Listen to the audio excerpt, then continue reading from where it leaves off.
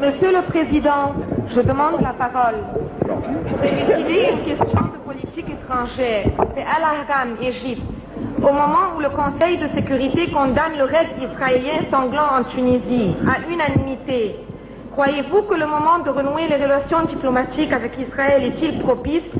Et serait-il éventuellement un moyen pour amener en tant que médiateur et sage de l'Afrique Israël à la politique du dialogue que vous preniez et à la raison au lieu de la politique de terreur et de violence qu'elle sème au Liban, en Tunisie et dans les camps de réfugiés palestiniens, refusant toutes les tentatives de paix, de conciliation? Quelle serait votre contribution éventuelle comme homme de paix et comme sage à la réalisation du noble objectif de paix qui est le vrai combat dans lequel l'Égypte de Moubarak s'est engagée dans une course contre la montre pour dérober la question palestinienne de l'impasse et sauver une paix à laquelle les actes d'Israël font ombrage et découragent? Madame, il faut rétablir la situation dans leur contexte. Depuis 1973, les pays africains ont rompu les relations diplomatiques avec Israël. Qu'est-ce que cette rupture a apporté dans la solution du problème posé?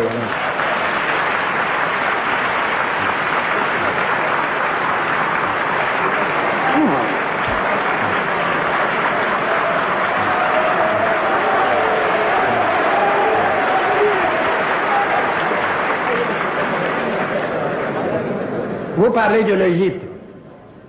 L'Égypte a des relations diplomatiques avec Israël.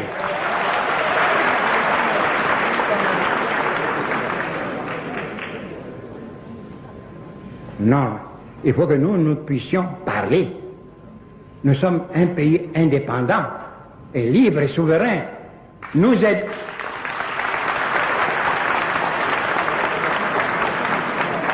aiderons davantage à la solution du problème, libre, que d'être à la remorque pour voter sans qu'on en tire quoi que ce soit.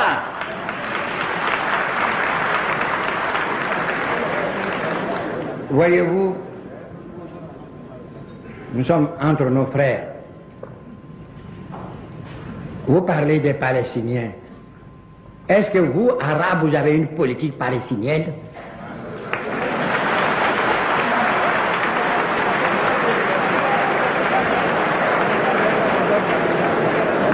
Une partie des Palestiniens, la majorité, dont le chef est basé à Tunis, une partie soutenue, la majorité soutenue par des Arabes. Mais l'autre moitié, même si c'est un quart, c'est soutenu par qui?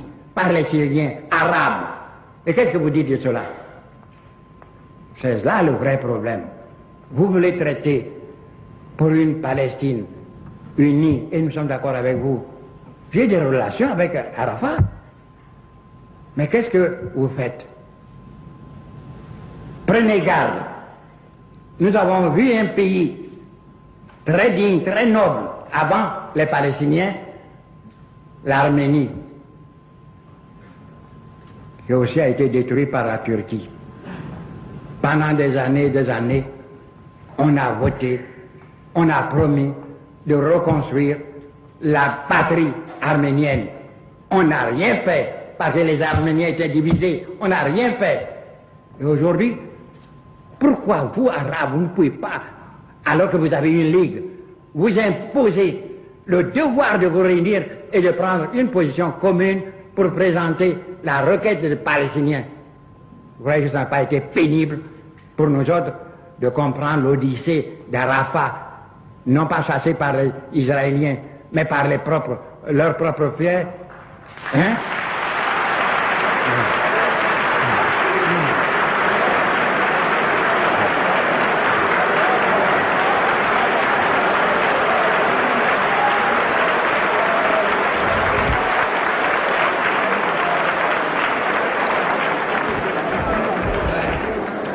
Ne mêlons pas la passion à une affaire aussi grave que froidement.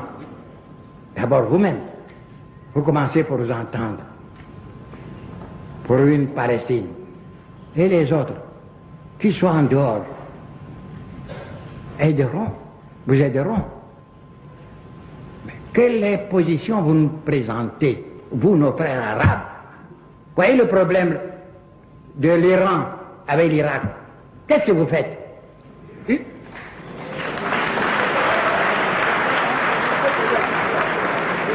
Une partie de nos frères arabes sont avec l'Iran, l'autre partie avec l'Irak. Où allez-vous? Et vous voulez que nous vous suivons comme ça? Non.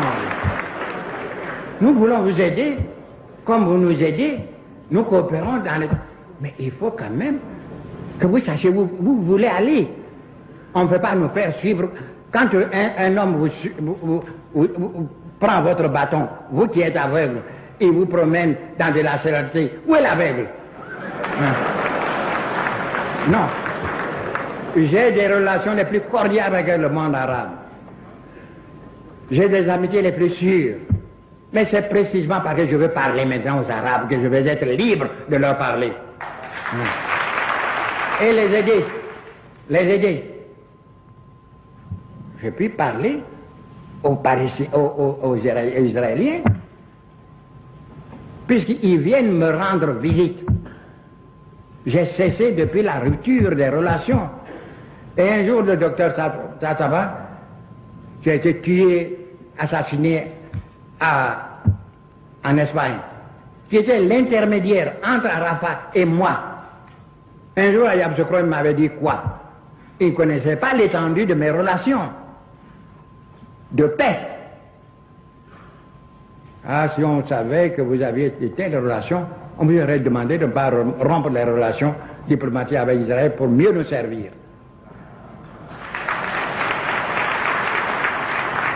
Nous sommes pour la paix, elle est une et totale. Nous pouvons apporter quelque chose. Nous ne surestimons pas nos positions. Nous sommes un petit pays à la tête d'un petit pays, un petit homme, petit chef à la tête d'un petit pays. Mais nous voulons parler avec toute la liberté nécessaire, puisque nous sommes mus par aucun souci d'argent. Nous ne demandons rien à qui que ce soit. Nous sommes indépendants à l'égard de quiconque.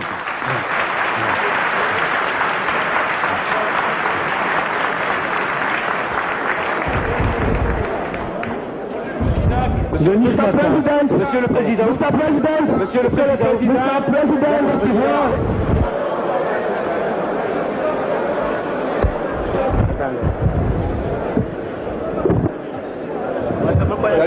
la Côte d'Ivoire est incontestablement un État souverain. C'est à la Côte d'Ivoire de décider et de tracer sa politique. C'est incontestable. Et nul ne peut lui contester ce droit, c'est un fait. Mais il y a certaines vérités à rétablir. Certainement qu'avec des rétablissements, avec des relations diplomatiques, on pourrait croire qu'on pourrait servir la paix. Mais c'est un fait. Depuis 1965, Bourguiba a appelé au retour à la légalité internationale. Israël n'a pas suivi. Il a appelé au retour au partage de 47. Israël s'y est opposé. Récemment, n'allez pas loin. Que faites-vous avec les Européens?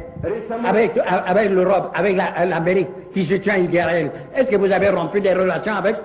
Non. Alors, de solidarité arabo-africaine, c'est au nom de ce principe. Ah non, mais c'est pas ça. Le monde est fin, c'est pas sérieux. C'est pas sérieux. Non, non, non.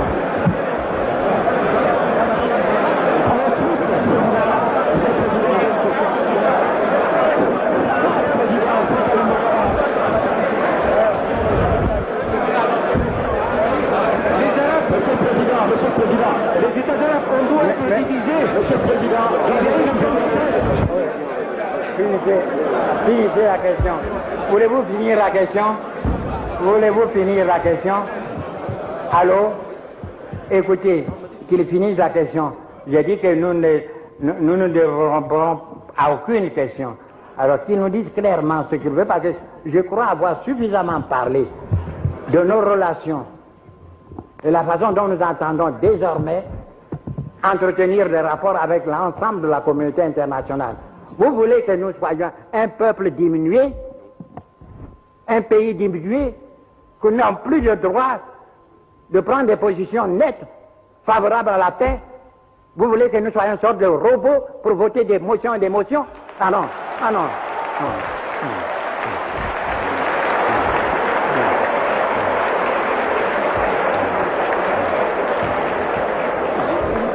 Bonjour, Bouginac. Monsieur le Président, j'ai voulu tout simplement signifier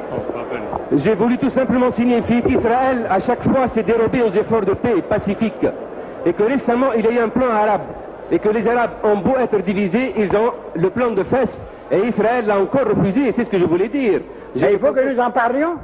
Il faut que nous joignions nos voix. Il n'y a que vous qui parlez un langage de sourds. Il faut que nous voyions. La coopération arabo-africaine doit être positive. Vous ne pouvez pas, alors que vous n'avez aucune position nette sur tel problème, vous ne vous entendez pas. Vous n'êtes d'accord que sur votre désaccord. Alors est-ce que vous allez nous entraîner?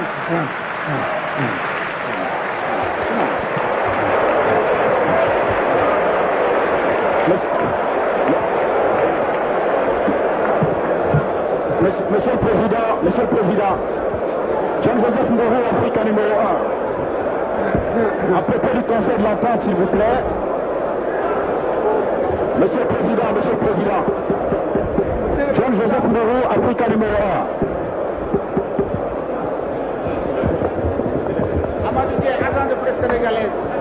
Voyez-vous, nous sommes à la tête d'un petit pays, certes, mais un pays rassemblé.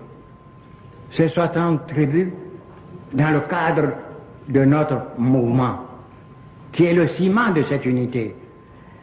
Il ne faut pas croire que je dois prendre la parole dans des instances internationales avec mes seuls sentiments. Je vous ai dit au début que 3 fois, mon peuple ne m'a pas suivi et je me suis incliné. Le peuple, aujourd'hui unanime, veut, et nous avons tenu notre pré-congrès à Yamoussoukro, veut redevenir ce qu'il est, c'est-à-dire un peuple libre, souverain, qui a droit à être respecté par qui il respecte les autres. Pourquoi vous voulez que nous empêchions, nous, de parler? Êtes-vous sincère? Vous donnez des milliards, vous ne m'avez pas donné, je n'en veux pas, mais vous donnez des milliards, vous donnez des milliards et des milliards à des pays qui soutiennent Israël. Vous voulez protester contre les États-Unis. Que ça vaut cette protestation? Est-ce que vous rompez les relations avec les États-Unis? Qui soutient Israël? Et ce n'est pas les États-Unis seuls, c'est tout le monde évolué. Les États-Unis, c'est le porte-parole, il parle au nom de tous. Nous ne sommes pas des enfants.